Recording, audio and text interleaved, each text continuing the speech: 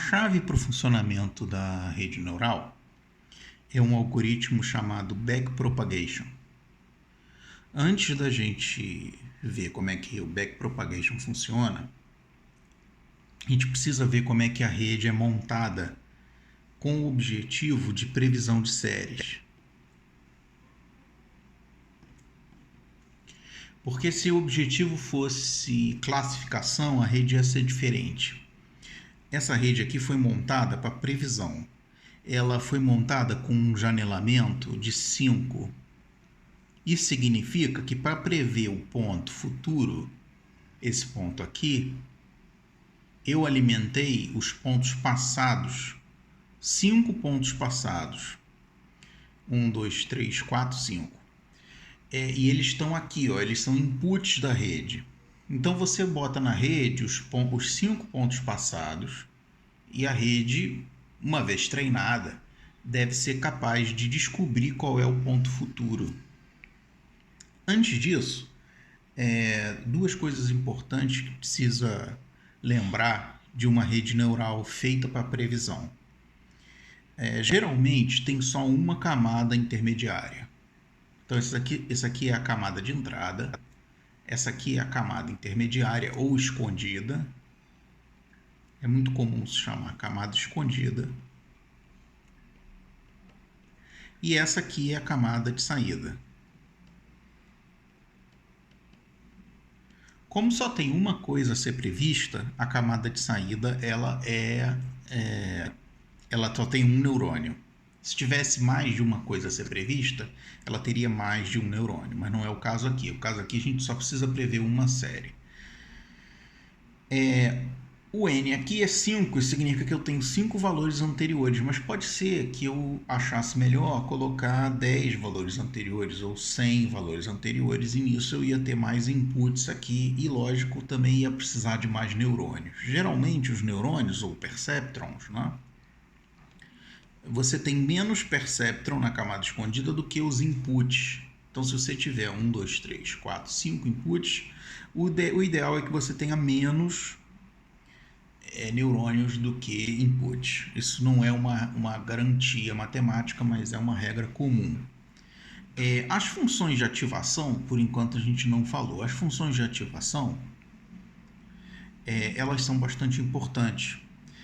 A função de ativação da camada escondida, no caso de ser usado para previsão, ela geralmente tem dois tipos possíveis.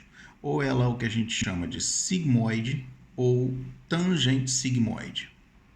São as duas mais comuns formatos de função de ativação.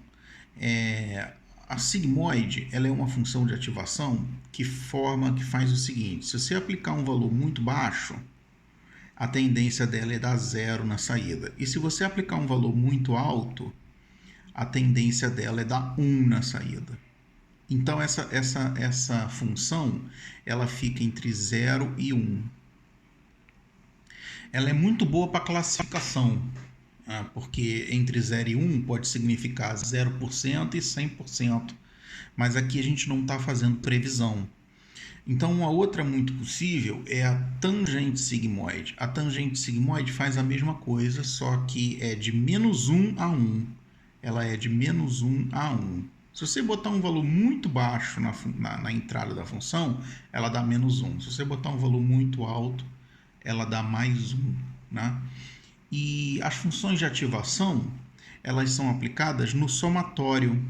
Né? Então você tem o somatório aqui com pesos. Aqui você tem um peso, aqui você tem outro peso, aqui você tem outro peso e outro peso.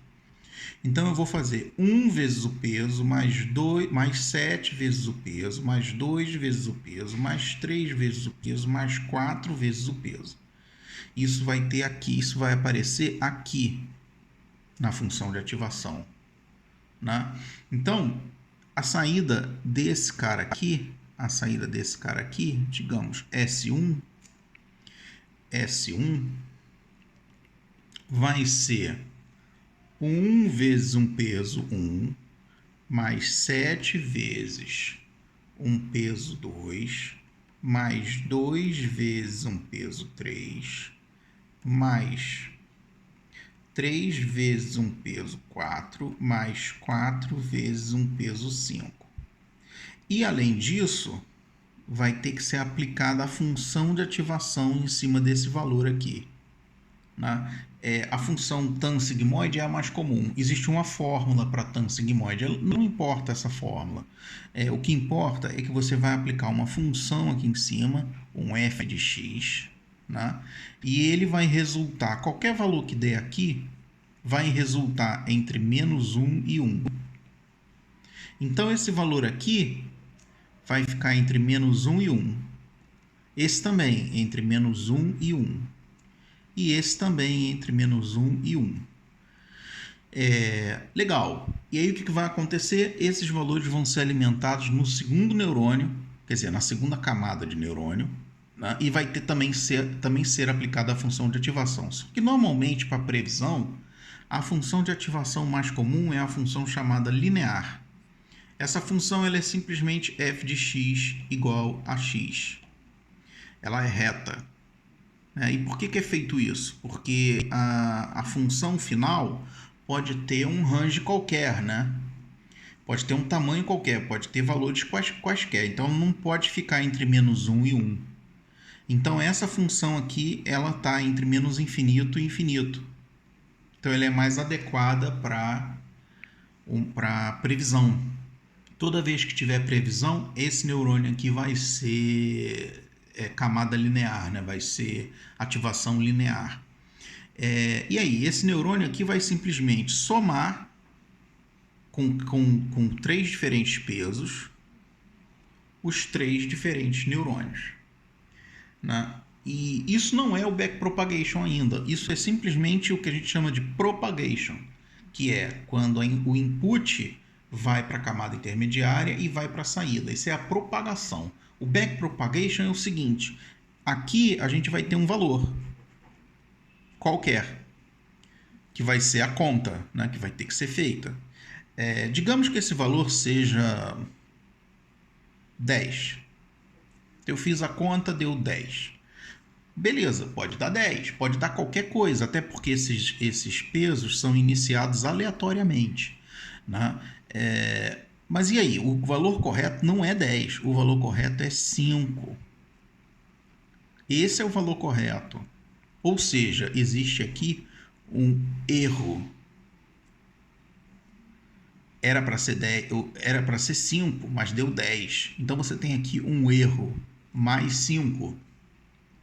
E o que o backpropagation faz? O backpropagation pega esse erro, 5, e ele descobre quais os neurônios aqui, né, e quais os pesos são responsáveis por esse erro. Na verdade, ele atualiza todos os pesos, mas ele vai atualizar com mais vontade os pesos em que ele acha que são mais responsáveis pelo erro.